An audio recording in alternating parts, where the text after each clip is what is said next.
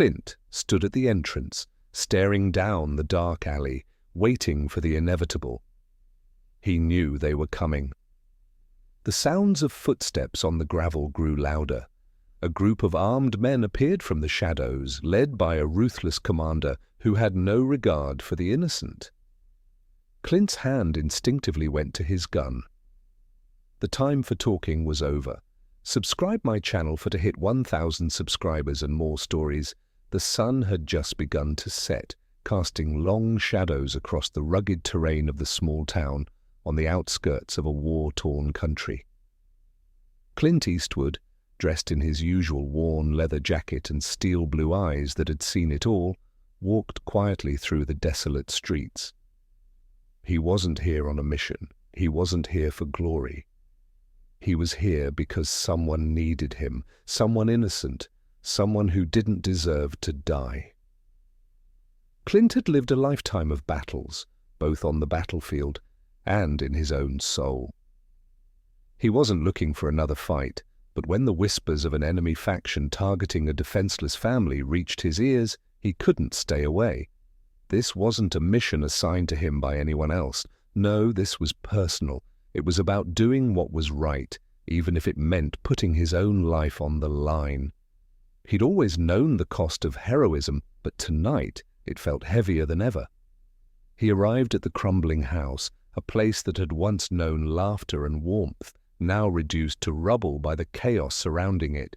Inside, a young girl, barely 18, was trapped. Her father, a former soldier, had made one fatal mistake. He had crossed the wrong people. Now the enemies he had once fought against had turned their sights on his family. Clint stood at the entrance, staring down the dark alley, waiting for the inevitable. He knew they were coming. The sounds of footsteps on the gravel grew louder. A group of armed men appeared from the shadows, led by a ruthless commander who had no regard for the innocent.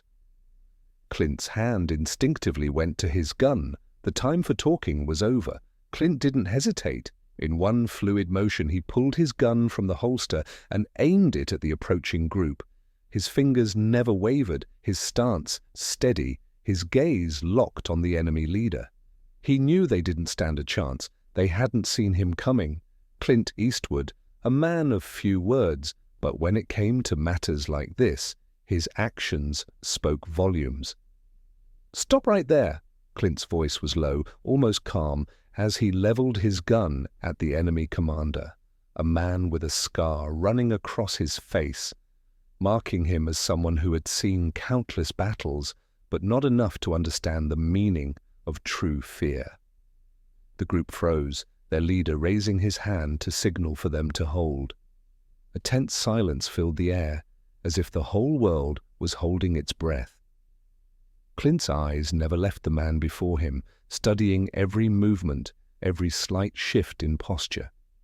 He could tell the commander was assessing him, trying to figure out whether he was just another soldier or something more dangerous. The leader's eyes flickered, the realization dawning that Clint wasn't an ordinary threat. "I don't have time for this," the commander sneered, his voice dripping with arrogance. "You're just a man out of place. These people, they've got nothing left. What are you really going to do?" Clint didn't answer. He didn't need to. Instead, he moved like a shadow, quick, precise, and deadly. In one fluid motion he fired, taking down the first man in the group before they could react.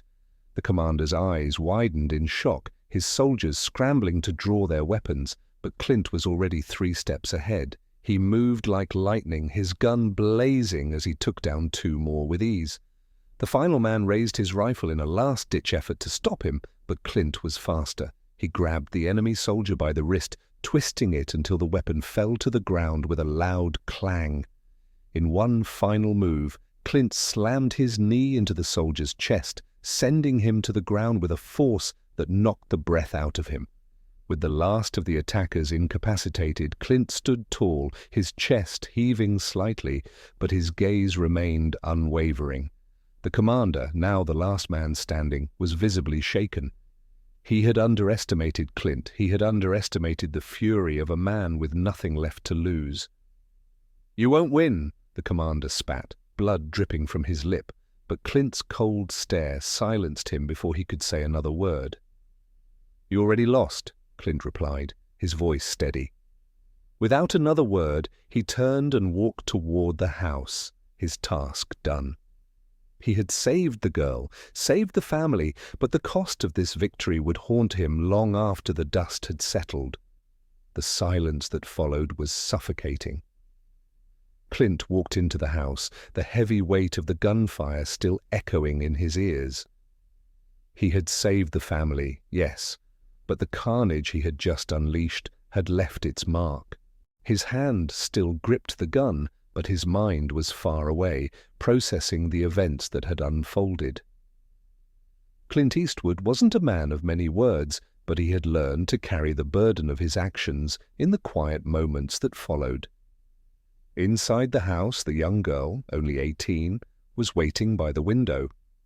She had heard the gunshots, the chaos outside, but she hadn't seen the battle.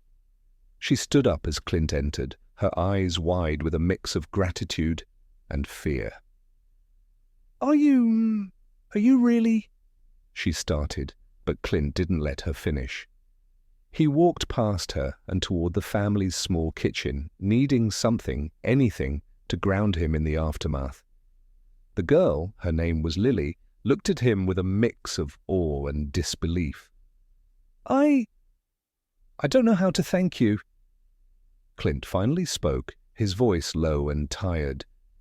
"You don't have to. Just make sure you get out of here. They'll come for you again." She looked at him, but the worry in her eyes wasn't just for herself. "And you? You're just leaving like that?" Clint turned to face her, his gaze unflinching. "This isn't about me. It never was.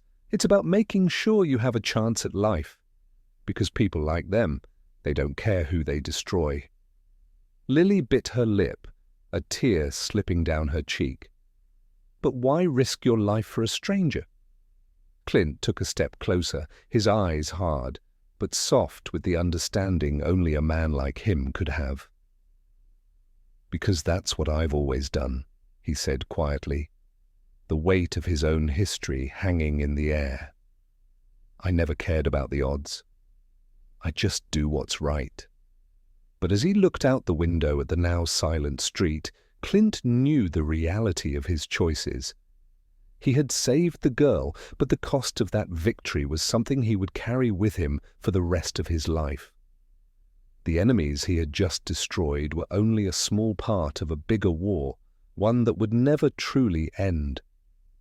And Clint knew deep down that no matter how many lives he saved, it was the one he couldn't save that would haunt him the most. The sun had dipped below the horizon by the time Clint left the house. The air was cool, but it did nothing to soothe the heat building in his chest. Every step he took away from the family's home felt heavier, as if the weight of the lives he had just saved and the lives he had just ended was slowly sinking in.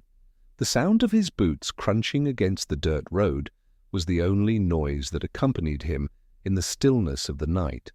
As he walked toward his old truck, parked a few miles down the road, Clint's mind replayed the events over and over again.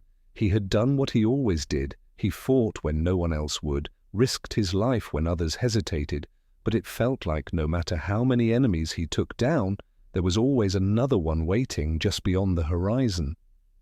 He didn't look back at the house, didn't need to. He knew what he had done, and he knew the cost. But the reality of this battle wasn't about winning or losing. It was about survival. Not just for him, but for the people who didn't have the luxury of fighting for themselves. The girl, Lily, would make it out, but Clint couldn't say the same for himself. He reached his truck, the engine humming to life as soon as he twisted the key. He stared ahead, the darkness stretching out before him. For a moment, he thought about driving away, disappearing into the night as he had so many times before. But he knew better. A man like him didn't get to walk away, no matter how badly he wanted to. The enemies he faced were relentless. So was the war.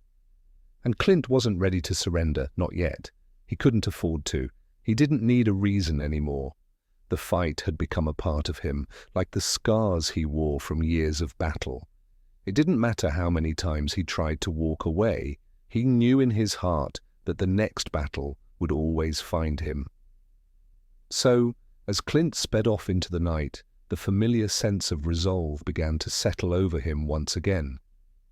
There would be no rest, no peace, but there would always be the next fight, and that, for a man like Clint Eastwood, was all that mattered.